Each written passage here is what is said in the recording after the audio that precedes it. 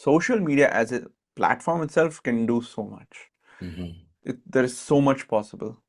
You can put a quote out, it may get shared to thousands, millions of people. Hmm. So it's limitless. Honestly, social media is limitless.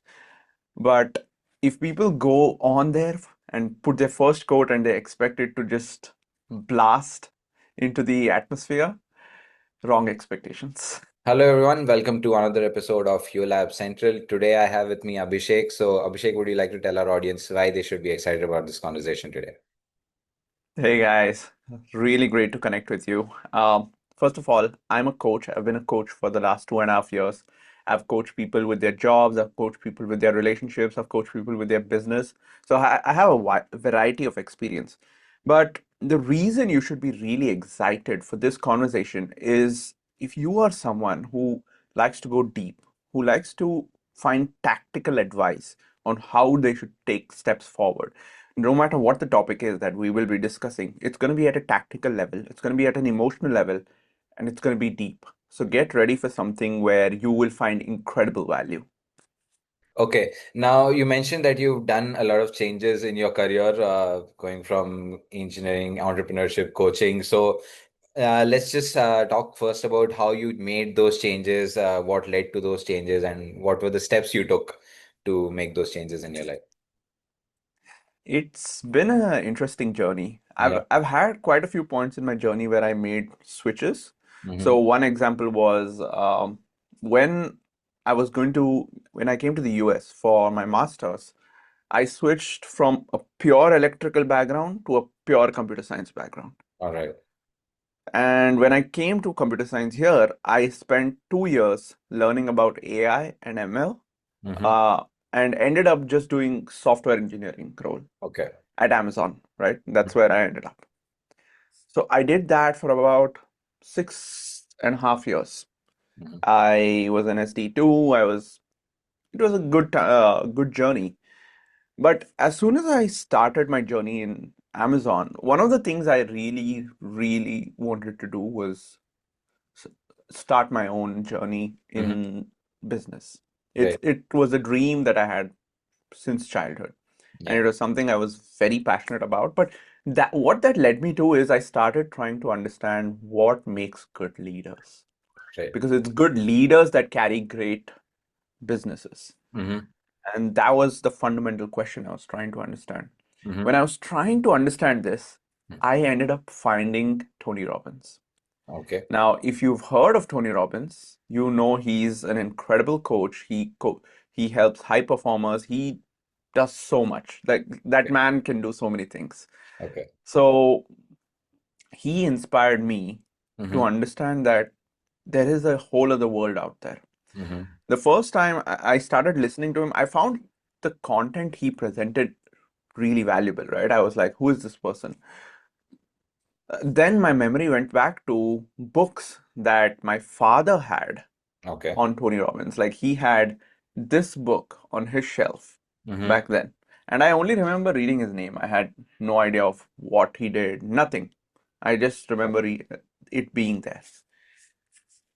And I was like, okay, dots connect. I know this name from somewhere. So I started listening to more of him. Mm-hmm.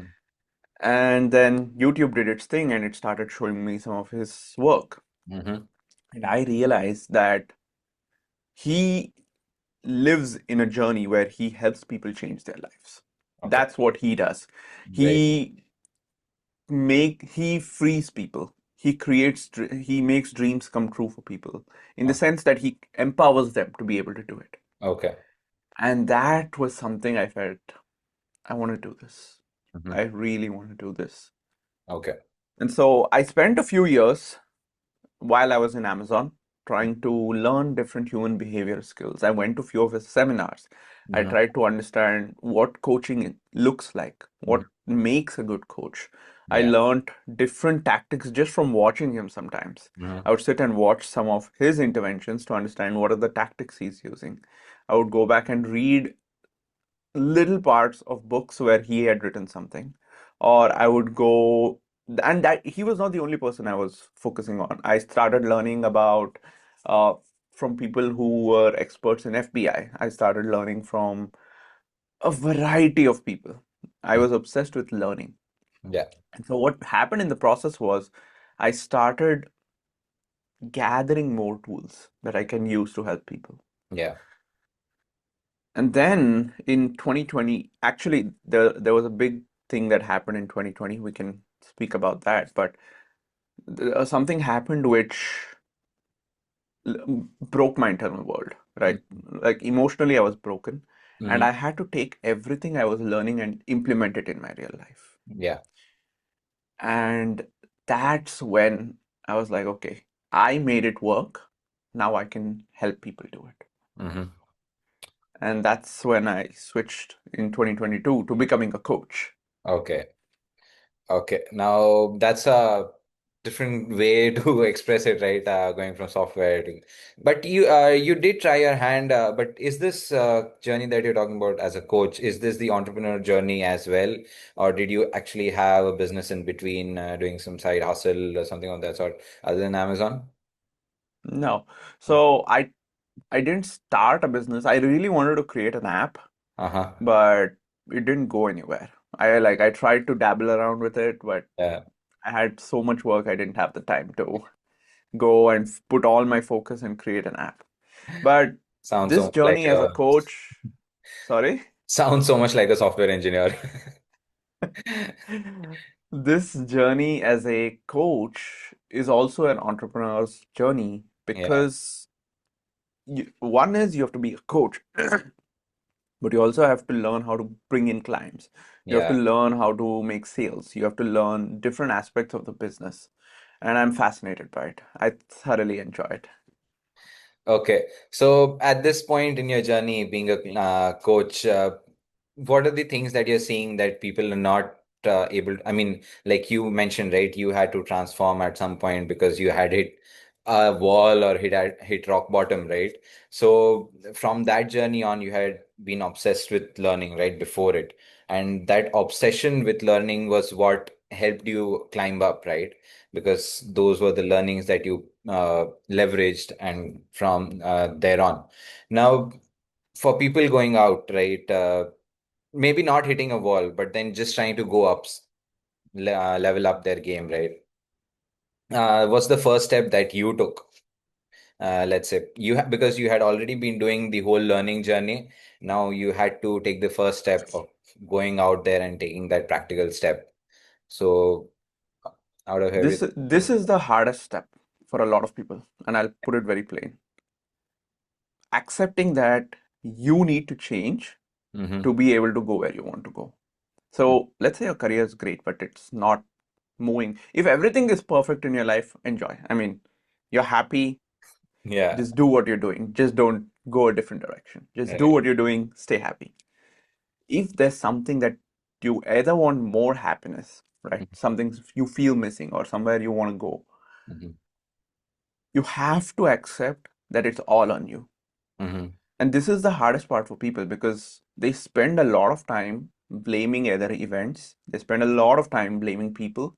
They Mm-hmm. spend a lot of time in blame instead of saying, okay, how do I do this? Where am I? What's missing? Mm-hmm. What really needs to happen?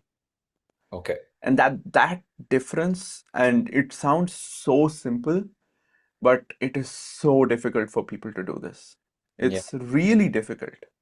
I speak to so many people who are who want to even who are aware that they need to Yeah. take this ownership and stuff. Inevitably they will go back to, but like I have so and so reason.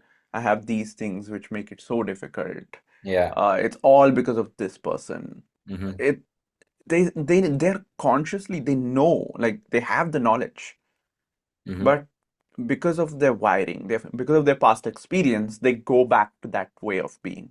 And Mm-hmm. that's step number one. That's where you need to start. And then you need to start identifying what are the behavior differences or what are the skills needed. So I'll give an example from a software engineering perspective. Mm-hmm. Just maybe that can help people. So Mm-hmm. let's say you have an engineering job Mm-hmm. and you're stuck in your position. You want to get to the next position. You can have the suckiest manager, right? Let's say everything's against you, but you want the next position. The the question then becomes what's stopping you. Now, Mhm. the first answer people will give is my manager. Yeah. But my question is what stops you from going to another company? Hmm. Why are you going on the same path when you know it's not going to work out? Hmm. That's where people get stuck. Instead of thinking, okay, what else should I do now? Yeah. They get stuck in, okay, my manager is here Hmm. and so and so. That's just a very tiny example. They have different flavors of this, Hmm. right? Different versions of this. And that from there, okay, now you've moved to the next, let's say you take the next role, or you move to a different company. You haven't gone to the position yet. You've just Yeah. moved to a different company. It's the same Mm-hmm. same level you're at. Then you have to have a real idea, okay, what is it going to take? What skills am I missing? Is it, are you perfect? Then you would have gotten somehow you should have gotten the next level. You're not. So what's missing? Either you need more proof, you need evidence Hmm. that you can do this, or you don't know how to do it. So, for example, in software engineering, is it you don't know how to design certain systems? Is it certain specific nuances in system design that trips you up? Is it that when you try to work on bigger projects, you have to work with more people and that's overwhelming? What is it? What are those little things that feel too difficult to do? Hmm. And once you start nailing down those questions, the crystal clear, it's not vague.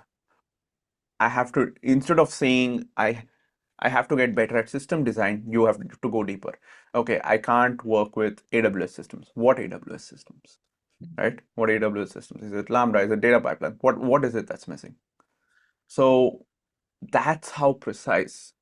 And that when you have that level of clarity, it helps you take the steps needed to actually get there. Right. Okay. Um, Now, on this journey of, since you talked about getting sales, talking to clients, and so many people, right? And you also mentioned that you started watching this on about Tony Robbins and so many other people using YouTube. Now, there comes the whole platforms, right, that we are currently using and leveraging. You started with YouTube, but you must have also been gathering some information from, I don't know, social media platforms like Instagram, where you get some reels. Okay, sometimes you Yeah, do, not all the time. yeah, Because yeah, there's a lot of distraction on Instagram yeah. and TikTok. But then again, these platforms, do you feel that these short form content can actually give you real advice? Or is it just like you using it, you get a short, good quote, you get motivated, and then you actually have to go back to see what the person is talking about? I think short form is really powerful. It's bite-sized, right? Yeah, And if it is, there are some, there's a variety of yeah. short form. If it is tactical, if it says, okay, you know, take ABC steps, go implement, yes. If it is more in the vague, it could help if you take it and try to figure out, okay, Hmm. what I need to do, or where do I need to heal? What do I need to do differently? If you're able to do that, if there's a quote that you find Hmm. that helps you let go of something that's happened in the past, that's still a great reel. That's still a great quote, Hmm. right? So it really depends on the person's journey. But social media as a platform itself can do so much. Hmm. There is so much possible. You can put a quote out, it may get shared to thousands, millions of people. Hmm. So it's limitless. Honestly, social media is limitless. But if people go on there and put their first quote and they expect it to just blast into the atmosphere, wrong expectations. Okay.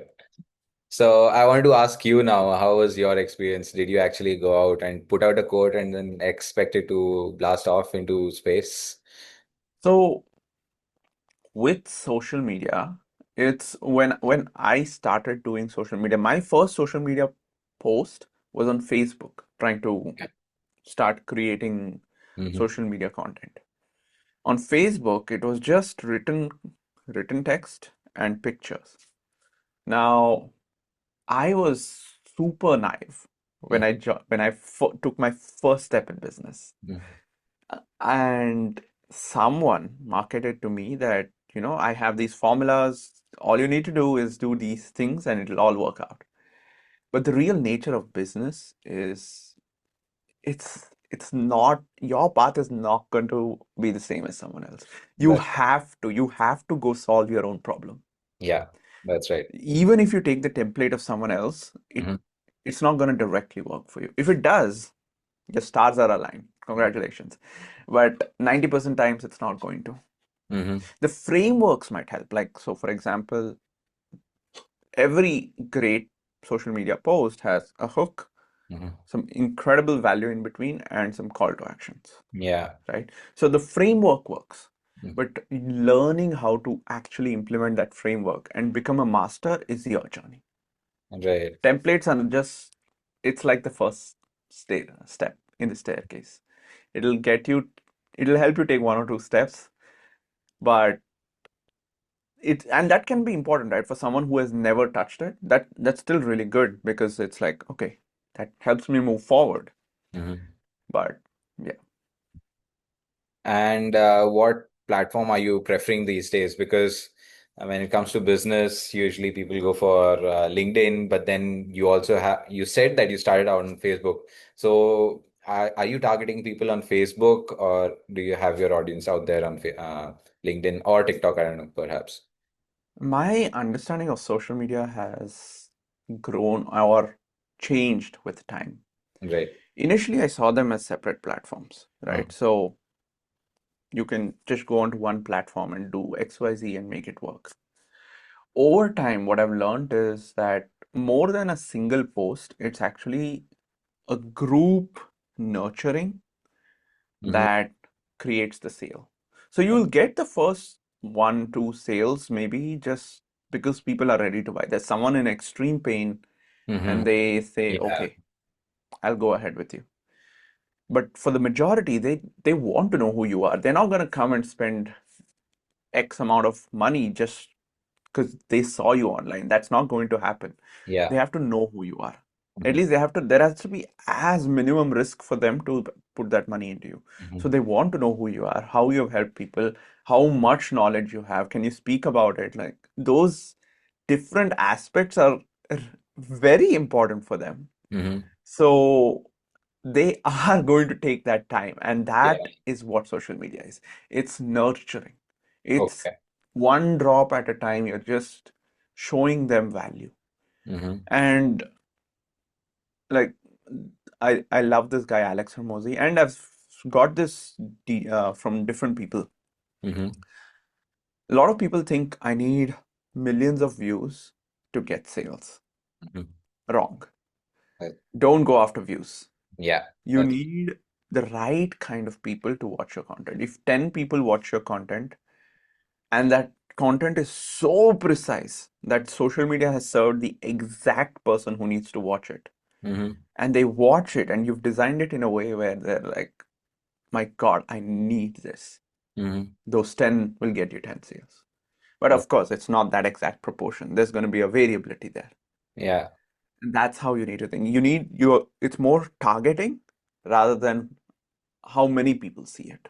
You Hmm. don't want like the wrong people seeing it. It doesn't matter. If I have a business selling to entrepreneurs, or it's a B2B business, but my content goes to the average person who doesn't even care about business, Hmm. that view doesn't matter to me. That's right. Now, since you're talking about it, I just want to know. Now, you mentioned that you were in Amazon for like 5, 6 years at a stretch, right? So I'm not sure if you were actually looking for a job change and how you were using LinkedIn at that point of time. But looking at the market now as it stands, the situation in the US and everywhere else. So, how can software developers actually leverage social media? Because I don't know if every software developer starts talking about their skills on LinkedIn, probably it will be flooded with only codes and I don't know, whatever skills and problems that they're solving in the office, right? So, how should someone be standing out in this deluge? the challenge that with what you said is most people won't do it. One is a lot of people are afraid of putting themselves out on social media. Okay. First point. Second, you to craft, they don't know what to put, right? Mm-hmm. Right? They even if they want to, they don't know what to put. There again, many people will stop.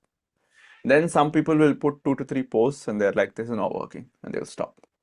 That's why you have maybe 1 to 2% actually who are Right. putting stuff. So even if I tell people that go put stuff on social media, 98% won't do it because it's too hard. And I understand it's really hard. It's Mm-hmm. not easy to put yourself out there and get rejected again and again and again and keep learning until it all makes sense. Yeah. But the few who do will find the value. Uh-huh. Now, to leverage social media, one form that people have already learned now is to, go connect with people Yeah. and ask them for referral. That's like the baseline. That's it's become now. But to go further, if people really want to showcase what they can do, it's actually doing more sideline projects. Because you can't speak about what you're doing in your company on social media, because Yeah. that's protected. That's not okay.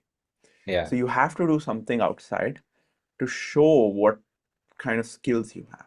That's right. Because once you start putting on social media, it shows people different things. One is how much you know, what you know, that you're willing to regularly document stuff to help people, which is actually something a lot of people hate. If That's right. if you've been a Yeah. software engineer, you know you hate documentation. Like it's one of the most painful aspects of it. Right. So and like it shows your skills. You're willing to help people. Willing to Mhm. train people, and you're creating documents like mini documents that are extremely good. Uh-huh. And that's as good a resume as you can get, where a manager comes and he's like, wow, these are incredible. And I just want this guy. Projects. Yeah. Okay. So, from your experience, okay, you mentioned, you mentioned that you were at a bad position, right? Was so you want to share what it was and what it was? Of course, I have no problem. So, end of 2019, Mhm. my job wasn't looking great. Like it was, I'm pretty sure they were looking to let me go. And things were pretty bad. And so I go to Day to Destiny and I like start working on things. And one of the core fundamental problems was it was a challenge with the team. I didn't like the team I was in. And I didn't have because of that, my confidence was really low. So what I needed to do was I started trying to get back on my feet. Like it's pretty much they've decided, okay, Yeah. he's about to go. And so I start working. Thankfully, my manager changes and the new manager has a little more belief in me. Hmm. But I start doing things. I start showing up every day, voicing my opinion and start building that confidence back. Hmm. But in the process, I lose my father to COVID, Okay. right? It's an unexpected thing. I can't go back to India. I didn't see him before uh, he Mm. passed away. So it's like massive grief. But that 1 year period was me going from almost being fired to working on myself, trying to build confidence, losing my dad. Hmm.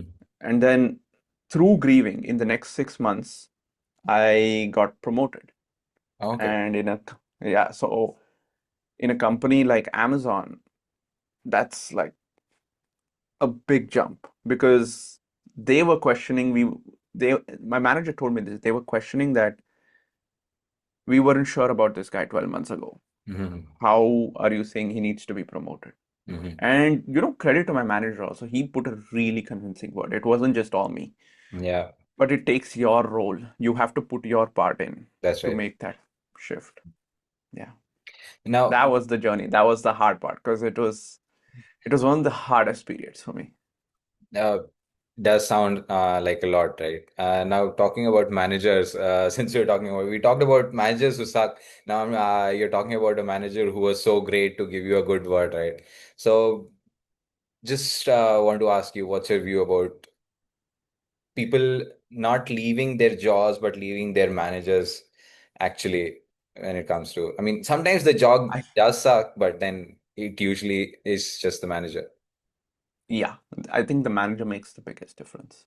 Hmm. The manager can change how seen you feel. The manager can change how appreciated you feel. The manager can change the culture that's there within the team. Hmm. That mini bubble is the most that your teammate will see. They are not unlikely to be having as much connection with higher ups. You Yeah. have that, right? That is your team. So, as the manager, that's your team. But your team members, your reports, are just going to see who are around you and you. And to them, how they feel through you, whether it's the pressure, like how you stand up when higher ups put pressure, how you balance the work, how you make sure there are people getting their required time off. That kind of presence, that kind of view, as someone they feel safe with, as someone they feel appreciated with. Hmm. If you can do that, I it will be hard for people to leave their Hmm. teams. Yeah. It's hard because people will more likely stay because of the people that they're working with Hmm. than the job itself. Hmm. Right. Now, I don't know if you've worked with a lot of managers in your coaching journey right now, so but still I want to ask this. Is there something that you're seeing that a lot of managers are missing and something that they should be doing better? I don't work with too many managers, but from my experience, what I've seen is it's not easy being a manager. Right. So if you haven't been a manager, I definitely recommend first building the skills Hmm. because someone's career is in your hand. Yeah. How they will move forward in their life is in your hand. So take that role as seriously as possible. Now, what you can do really well is pay attention to what your team needs. And I love this quote by Gary Vee. He says, like, as the CEO, he doesn't see that the people under him were employed by him. He actually sees as himself employed to them. Okay. And that's such a subtle difference. That's like it's a 2 millimeter shift, but it'll make a world of difference because you see as the person serving them. Hmm. You yourself are serving. So then that creates the perspective of, okay, what does this person need Hmm. for them to feel great in this role? Right. That shift, that little shift, Yeah. I think like 80% of people will not leave their jobs. Makes a lot of sense to me. I mean, yeah, I've seen quite a few managers, and then yeah, looking at them like, why are you even there sometimes? Now, so some closing remarks as to what are you doing these days? What are you excited about right now? How's it going? Uh, I've been still exploring social media and business and coaching. Mm-hmm. Super excited about it. I was just doing relationships, helping couples with their marriage, Mm-hmm. divorce, that area. I'm also bringing in a part of helping people with their business now. Okay. So, helping people with ads, generate leads, that's something else I'm doing as well. So, you can link my social media profiles below and people can reach out if they need some help. Okay. So yeah, I was just about to ask where can people get in touch with you? So The profiles will be linked. I think it's crazy for me to literally say the profile details, but they can find me on Facebook, Instagram, okay. YouTube, TikTok, all the places. Okay, thank you so much, Abhishek. I mean, it was a great conversation going from software engineering to coaching to, I don't know, we just did too much in this conversation today. Thank you so much for being here. To the audience who was intently watching and listening, if you liked what we talked about, do leave a like. The comment section is open for suggestions, comments, and yeah, questions. And yeah, don't forget to subscribe before you close the window itself. Thank you so much for joining. Thank you, Abhishek. Thanks, guys.